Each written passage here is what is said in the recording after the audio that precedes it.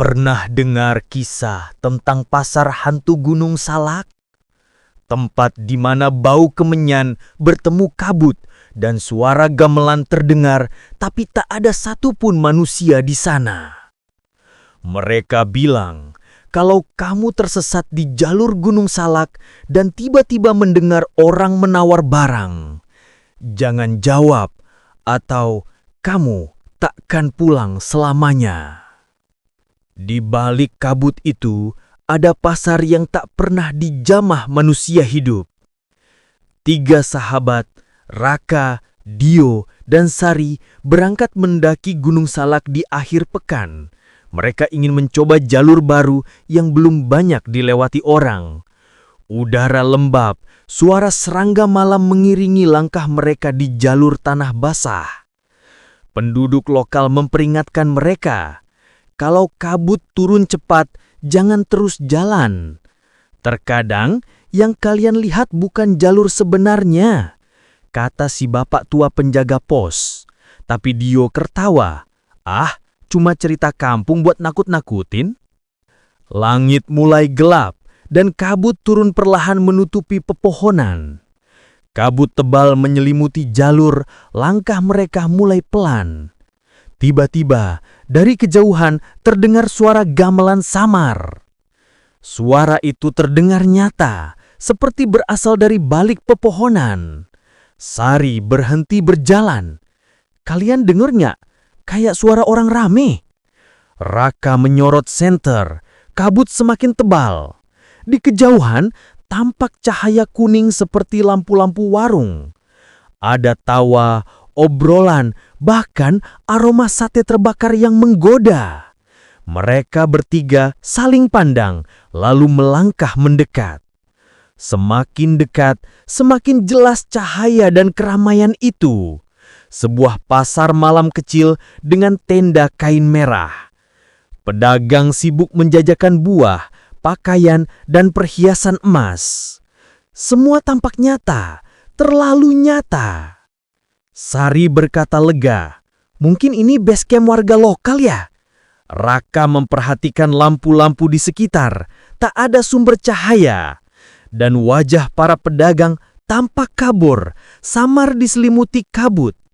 Dio menghampiri tenda seorang ibu tua. Nak, mau beli gelang batu hitam? Bagus buat pelindung di gunung, kata si ibu. Dio mengeluarkan uang, tapi uang itu jatuh menembus meja. Udara mendadak dingin. Sari berbisik, Raka, ini bukan pasar biasa. Gamelan berhenti seketika dan keheningan menelan udara. Perlahan, semua orang di pasar itu menoleh ke arah mereka. Wajah-wajah kosong, mata hitam, tanpa pupil. Sari menjerit pelan dan langkah-langkah mundur. Mereka berlari sekuat tenaga meninggalkan pasar itu. Kabut menelan suara langkah dan teriakan mereka. Raka menoleh ke belakang. Dio sudah hilang. Hanya gelang hitam tergeletak di tanah basah. Suara gong gamelan terdengar lagi, makin keras. Langkah-langkah kaki mengikuti mereka dari belakang. Sari menangis. Aku cuma mau pulang, Raka. Mereka menemukan jalan setapak yang tak mereka kenali. Pohon-pohon tampak memutar arah pandangan mereka. Raka sadar mereka sedang berjalan dalam lingkaran. Di tengah hutan, mereka melihat cermin besar berdiri sendiri. Bayangan mereka terpantul. Tapi ada pasar di belakangnya. Dan di dalam pantulan itu, Dio berdiri, melambai pelan. Ayo balik, di sini ramai, katanya dengan senyum aneh. Sari berteriak, itu bukan Dio, sambil menarik Raka mundur. Cermin itu mulai retak dari tengah, mengeluarkan cahaya merah. Suara wanita berbisik muncul dari segala arah. Yang datang harus tinggal. Kabut kembali menggulung dari balik pepohonan.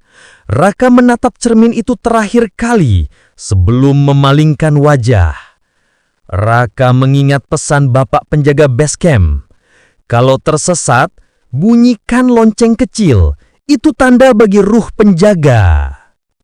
Dengan tangan gemetar, Raka mengeluarkan lonceng kecil dari tasnya. Tring, suara lembut lonceng menembus kabut. Bayangan pasar mulai memudar perlahan. Sari menutup telinganya sambil menangis. Aku dengar suara Dio, dia minta tolong.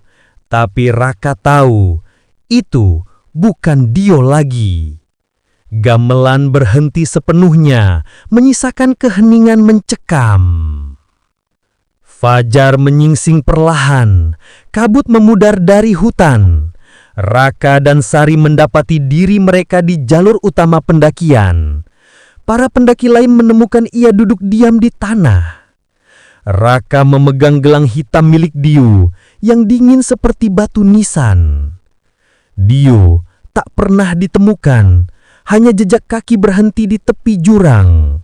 Sari menatap kabut di kejauhan dengan mata kosong. Gunung Salak kembali sunyi, seperti tak terjadi apa-apa. Tapi setiap malam, bau kemenyan masih tercium di jalur itu. Dan suara gamelan kadang muncul saat kabut turun cepat. Beberapa bulan kemudian, Raka terbangun tengah malam. Dari luar rumahnya, terdengar suara gamelan samar. Lalu aroma sate terbakar memenuhi udara kamar.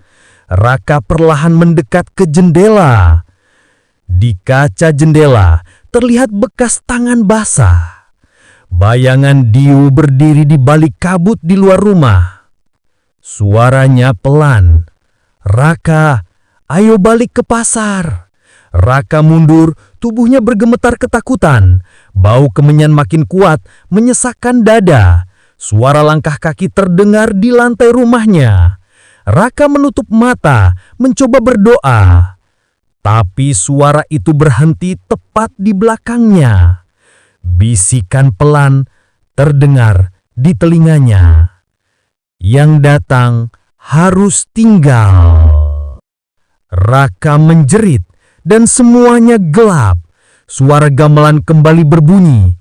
Tanda pasar itu buka lagi.